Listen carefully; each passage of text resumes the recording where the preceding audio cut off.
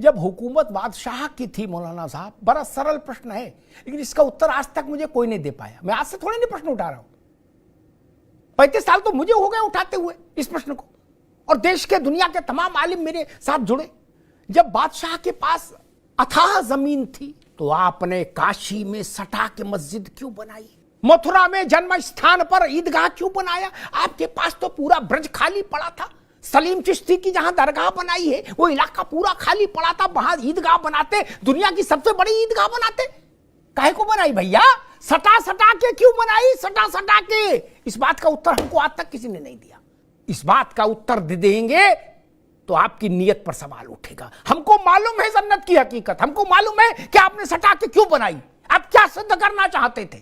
आप भारत के माथे पर लात रखकर खड़े होना चाहते थे, आप भारत की छाती पर लात रख के खड़ा होना चाहते। कोई विद्वान मुझे बता दे कि विश्वेश्वर महादेव के आंगन में आपने वो छोटी सी मस्जिद क्यों बनाई? पूरा काशी खाली नहीं था क्या? और जहां आपने मस्जिद बनाई वहां मुस्लिम आबादी भी नहीं है, घनत्व तो नहीं है। उससे कई किलोमीटर आगे जाके मुस्लिम आबादी है काशी में, बात मैंने पहले भी उठाई थी। वहां क्यों नहीं मस्जिद बनाई जहां नमाज पढ़ने वाले थे? मथुरा में आपने जहां ईदगाह बनाया वहां मुस्लिम रिहायश का घनत्व तो नहीं है मौलाना साहब। जहां घनत्व तो है वहां क्यों नहीं बनाया? दिल को बहलाने के लिए भाईचारा अच्छा है मौलाना साहब, ये नहीं चलेगा ना, ये गंगा जमुना दोनों नहीं चलेंगी।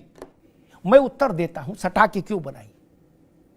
आप भारत की आत्मा को घायल करना चाहते, आप भारत की मर्यादा को तार तार करना चाहते, आप भारत के आत्म तत्व को लहूलुहान करना चाहते थे, आप भारत की आध्यात्मिक चेतना के पवित्र दिए को बुझाना चाहते थे। वो हालांकि आपके लिए संभव नहीं था लेकिन आपकी कोशिश थी। आप रामकृष्ण और शंकर को नहीं जानते थे? जानते थे।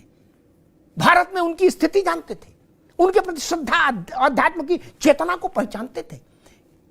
काशी, मथुरा और अयोध्या भारत की राजनीतिक राजधानियां नहीं थी, भारत के आर्थिक केंद्र नहीं थे। फिर आप सब लोग वहां आए किस लिए? कबड्डी खेलने? नहीं ना। दुनिया के किसी इलाके में ज्ञान बापी नाम से कोई दूसरी मस्जिद है क्या? कहीं हो तो बता दीजिए। और जिसको आपने फब्बारा का, मैंने मौलाना साहब से एक बार कहा था कि आपने अपने वजू घर में जिसको इस दुनिया का सनातन धर्मी विश्वेश्वर महादेव का श्री विग्रह मानता है, वहां आप कुल्ला करते रहे, वजू अपना मेल धोते रहे। और आज भी अगर सुप्रीम कोर्ट उसको रोकता नहीं तो आप वही प्रक्रिया जारी रखते। और कल अगर जांच में साबित हो गया कि वो शिवलिंग था, है, तो मौलाना साहब मुंह दिखाने के लायक नहीं रहेंगे लोग। ये हिंदू कैसे सहन करेगा कि 400 साल उसके शिवलिंग पर लोग कुल्ला करते रहे? कैसे सहन करेगा?